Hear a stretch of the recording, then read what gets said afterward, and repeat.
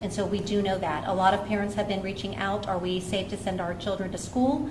And that is what we can say. There are no active, imminent threats to any of our schools or students in the moment. What our commitment to family, our commitment to families is that every single threat that comes in, whether that is sent directly to law enforcement, or that is sent directly to the district, where it's posted on Say Something app, where it's reported to a school official, every single one of those is investigated. Every tip, all of it investigated to the fullest. I want our families to know that they will know from our school system when an incident happens as quickly as we have accurate information to share. And so when we send messages to our families, if a weapon is ever found on campus, we send that message. If really a firearm, we send that message. A BB gun, we send those messages to our families. And so we are communicating when we have an answer to communicate. And that will happen if daily, if necessary. It happens when it's necessary. We're doing everything in our power to keep our students and our staff safe on a daily basis. And I know earlier this week we shared all the safety and security measures. We also, in our middle and high schools, have our law enforcement partners in our schools every day. And so again, we're doing everything in our power to keep our students safe through all of our measures, our security and safety measures. Also, I know that there have been a lot of discussion about weapon detection systems. And so right now, as of last school year, we do have metal detectors in every school. And those have been used in a random way. We've ramped up that randomness this year, and actually are also doing detection within hallways and classrooms of students. And so that has been beefed up this year. But we have been piloting a system called OpenGate that we have seen success with. It is about 90% more effective and efficient due to the technology. And our schools that are using it right now, it's Parkland High School and Glenn High School. Students are getting in quickly, and it's an accurate system. We are seeing success with that system. And so we are very much interested in finding the funds to do that. We are taking to our next Board of Education meeting all the details that would be necessary before we launch into our community to find those funds. Earlier today, I shared this information also with our county commissioners. But we do believe metal detection or weapon detection is another layer of security. It takes all different measures to keep students safe. It takes the investigation of all of the threats. It takes your weapon detection. It takes your camera systems. It takes your Say Something. It takes all of these things. It takes adults keeping their eyes on children. It takes all of our mental health supports. It is a multi-layered system that is going to keep our students in our schools as safe as possible. Here's what we need from you, and this is another part of this. And that is to our kids. Continue, if you hear something that you need to tell a trusted adult, call law enforcement, go to the Say Something app or the Bully Patrol app, post those. What we don't, call in your concerns, post your concerns on those sites. What we do not want our children to do is repost threats. And that is happening a lot right now. There's folks who are on social media reposting threats. Same with our families, parents. We need to really use the avenues we have to let our law enforcement and our school district know about threats so they can be investigated appropriately and to the fullest. And so the reposting of threats is actually creating more disturbance, and it's actually not a joke. And neither is creating a threat out of the blue or calling in a threat that you're going to do something. That none of that is a joking matter. And I think that gone is the day that children can say, "Oh, I was just joking." It is not a joking matter. It creates panic, and it creates fear in our schools, and it's a major disruption. And I mean, we have families on a daily basis asking if their children are safe in schools, and a lot of that is this reposting of threats. And many that have not even been investigated yet because someone hears something, they post it, and then people are just posting it as if that is actually an imminent threat. And so we need to allow our law enforcement partners and our security team to investigate every threat. That is what they're doing now. And we need for our students and families to please keep this in mind. Again, gone is the day that any of this is a joking matter. It is not a joking matter, and we will not treat it as such within our school district. So I want our students to know that. We are not going to tolerate this kind of behavior that is creating disruption within our schools. And so that's what we need. This is an all-in community-wide effort and response.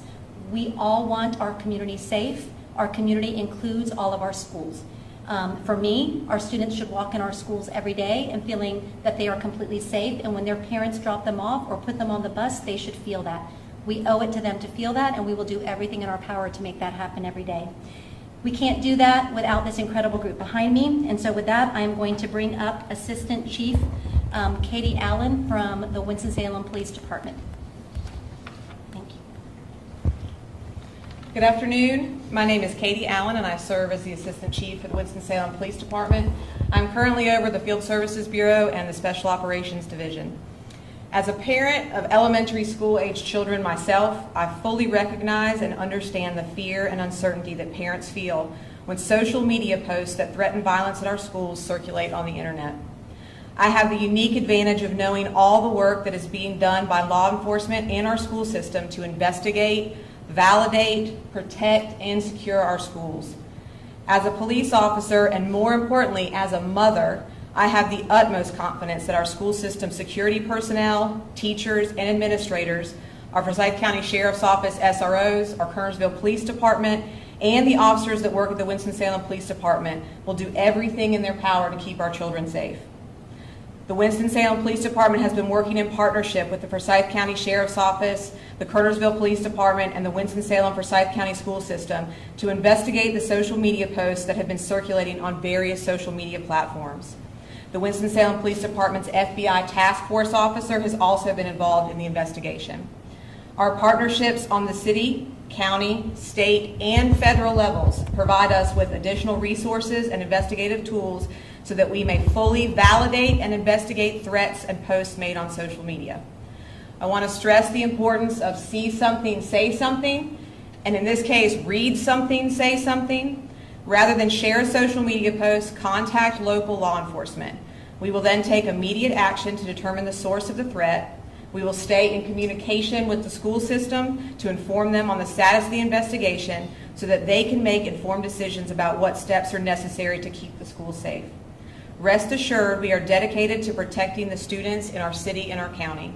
We want the parents to know that we take every threat very seriously. That being said, I'm going to turn it over to my literal partner in crime, Chief Deputy Henry Gray. Thank you. Good afternoon. Chief Deputy Henry Gray with the Forsyth County Sheriff's Office. Please know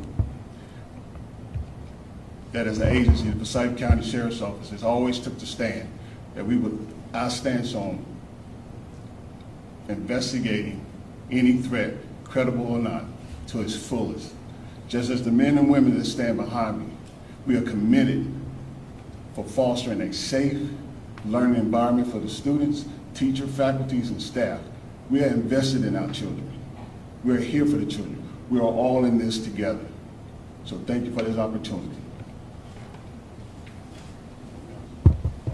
So at this time, we are going to open up to questions, and you can ask any questions of me, my team, or our partners, our law enforcement partners.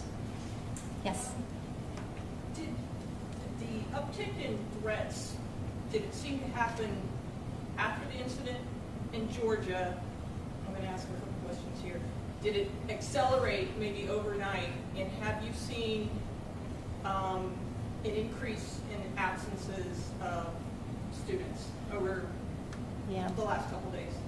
Yeah, so I will say in talking to our Chief of Safety, Security, and Emergency Management this morning, whenever, and our law enforcement partners could probably answer this better than I can, but Jonathan felt that when there has been a shooting anywhere in the country, that there is always following that an uptick. There's always following that more threats. I think that is true. We've seen that here as well, following other incidents that have happened across the country. As far as Monday last night and what's causing that, I'm not 100% sure of what that is. I do know that yesterday something went out that was from our Department of Education with a lot of schools' names on it. and that has been reposted. And so that, I think, also caused a lot of fear last night, overnight, and into this morning. There were many schools listed on this threat. What I will say about attendance, I do know that yesterday, we were tracking attendance in a specific school, and there were students out at one of our schools that we've been working with around an incident. I don't know the attendance today. I need to get those numbers today to see what the threats of yesterday overnight, how they might have impacted today, but I will get that information. I am not sure about our attendance right now. Dr. Stokes, do you know by chance? No? Okay, we're going to check. Maybe before we're done here, we can report that. Does anybody want to say anything about that as well with social media threats? You concur? Okay.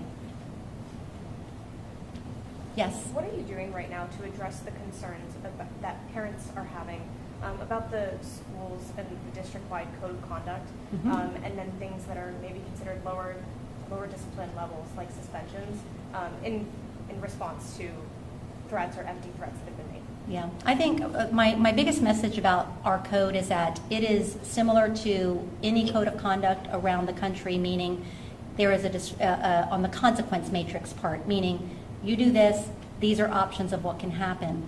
And there is a range, and there's a range because every situation is different.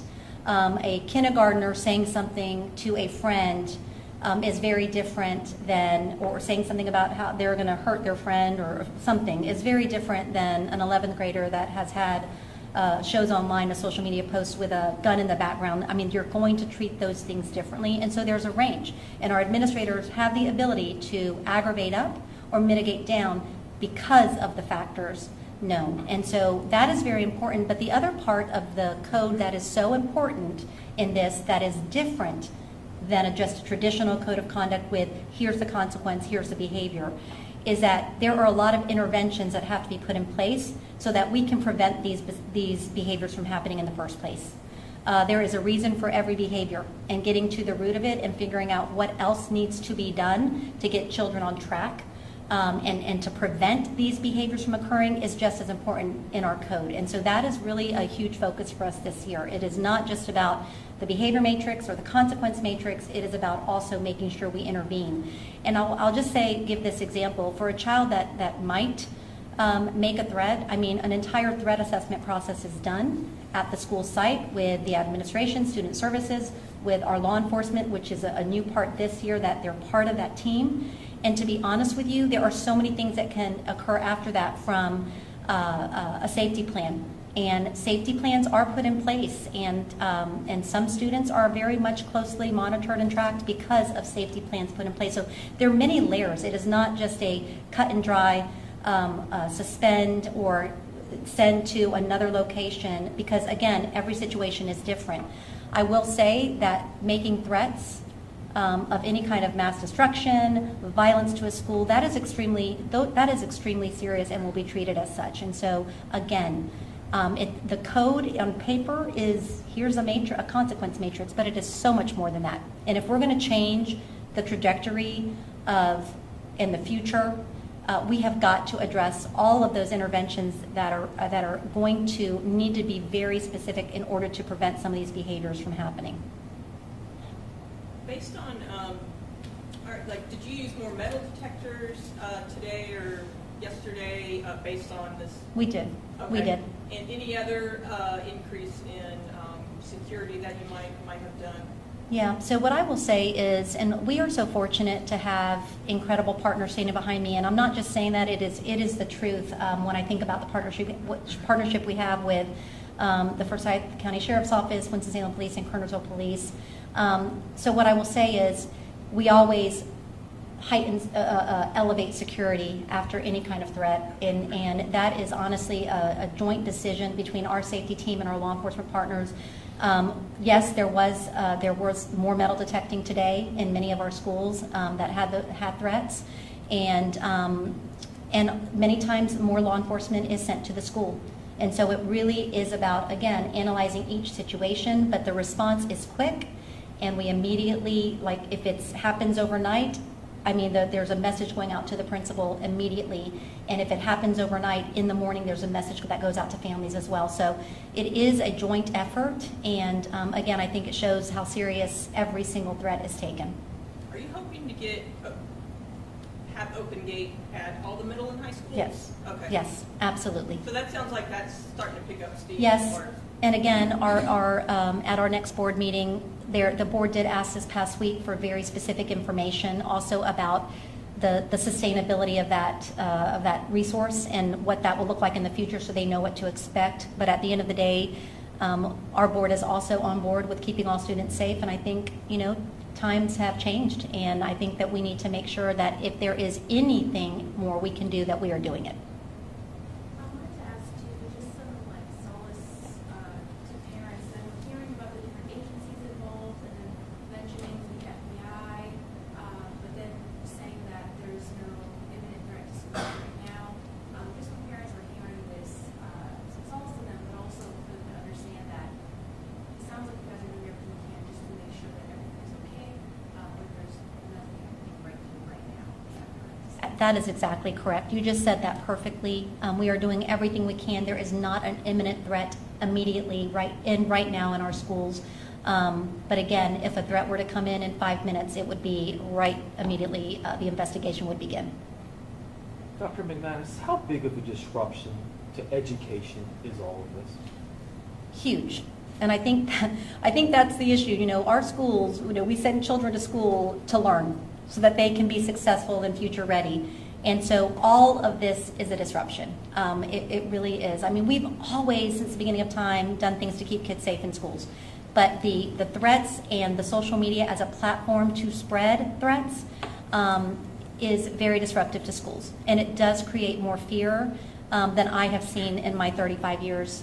It's that reposting on social media and all that sharing, and it has created a higher level of fear for parents, absolutely, which then becomes disruptive. Oops, sorry. What are you doing for parents to address concerns over transparency of the safety information? Maybe they're hearing things or they're not getting the information they think as fast as they probably should. Yeah. I understand a parent that if something has happened with their child or something has happened with a child, I understand you want to know what's happening to that child. Like, what's going to happen? And that is a natural thing. When I was a principal, parents would say, well, what are you doing about so-and-so? There are laws that protect children, FERPA laws, and so we cannot, I understand that might sound frustrating at times, but we cannot share specific information about a child. And a lot of times when there is an active investigation and we say we can't share specifics because it is an active investigation, that is because it's an active investigation. And our law enforcement, I've heard that before from law enforcement. We are communicating as quickly and as much information as possible so that our parents know what is happening. And sometimes someone will say, well, that was vague. We are communicating what we can. But I do want our families to know if there was an imminent danger or threat on a campus and we were aware of it, we would give that information. We would do something different that day. They would know it. Anybody else? Yeah, I have more. Is there anything being done with principals, school resource officers, teachers, to address things like this? Is it getting addressed on a daily basis when there's a threat within the school so that students know not to panic or parents would hear from students not to panic? Absolutely. Just this week, we sent in a team from our student services to work with students across one of our schools. We met with parents to try to give them as much information as we could.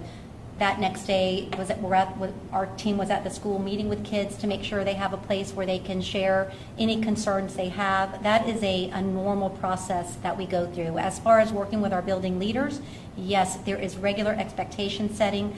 I do know that Captain Ammons, who oversees our SROs, he and our Chief of Safety and Security meet regularly. This team now has a standing meeting regularly to discuss, all right, what messages do we need to get out to our schools. Anytime we analyze and say we need to do something different, that messaging and training goes out to our building leaders. There was a change we just made with interior doors and locking of them, and that has gone out to our schools. And as people say, well, what about this and what about this, and have you thought about this? Our team goes in to analyze and assess, but we are changing any time that we see that there is something that we can do different. We are analyzing it and putting into motion. And when you take that approach, you are continuously having to train your leaders and your people. Our folks come together for training, and so I don't know, Captain Ammons, is there anything else you'd want to add about SROs? And as you all find anything else? No? Or No, ma'am. okay. I will just say this: they work together in partnership. Our communication lines between our SROs and our principal, it's continuous, just like it is between Captain Ammons and our team. It's continuous. And so yes, ongoing training. We do tabletop exercises. Our schools have to do drills for all of the things that we say, that all of these kind of incidents we do drills for, so that it becomes natural and you're not in the moment having to worry. You know what to do. And so it's a continuous improvement model. And for instances where maybe a student, specifically threats to schools or students from students, you mentioned there's tracking or some looking at the disciplinary record. Absolutely. What does that look like going forward? Not referencing any specific case, but in Mhm. terms of ensuring that nothing happens again Yeah. in that future with that student. Yeah, I will just say that the threat assessment process is a very extensive process. And from what I understand, and tell me if I'm wrong, it's modeled after the FBI's threat assessment process. And so all of the information within the threat assessment process is captured, but it's extensive. And so it takes a little bit of time because of how extensive it is. And so it just depends on what is uncovered through that process about what the next steps are with an individual child or a group of children. And again, it's very specific based on what is uncovered by that team that is going through that process and that investigation. And then lastly, what are these secure entry arrivals and kind of looking like in terms of employing volunteers or community members to help Yeah. out with that? Well, I will tell you, we've had parents reach out to me and to specific principals saying that if you need help, that we will be happy to come in and help in the morning. And again, with our current system, which is more of a metal detection system, it takes longer, and you have to actually search every single book bag. It's not as new of a technology, am I saying that right, Brent, as the OpenGate, and so it's a very different process, and so it's very time consuming. You need more staff. And so there have been parents that have said they would help. And I know that this morning at one of our schools, I know that there were parents there as part of the process. I think the value of that as well is the more our parents can be in our schools, the more they will feel safe about what is happening in our schools. And so I spoke to a mom this morning that was in one of our schools, and she said that process went well. So again, my goal is that teachers can be in their classrooms receiving students when they get there, so they can begin that instructional day, so they can continue to build those relationships and get kids into their classrooms, not being out metal detecting. And so all the help we can get until we move to a system, the next system that is more efficient and takes less adults at those stations, we are open to all volunteers. Well, all approved volunteers.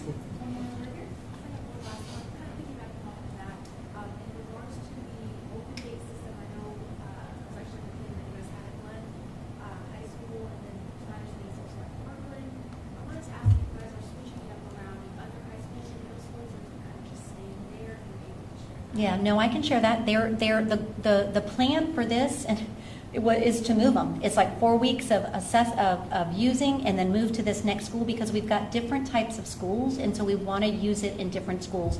The way the campuses are designed are very different from, a Parkland to a West Forsyth, and so we are or to a Reagan. I mean, all of our campuses are designed differently, and so we are working to spread them around.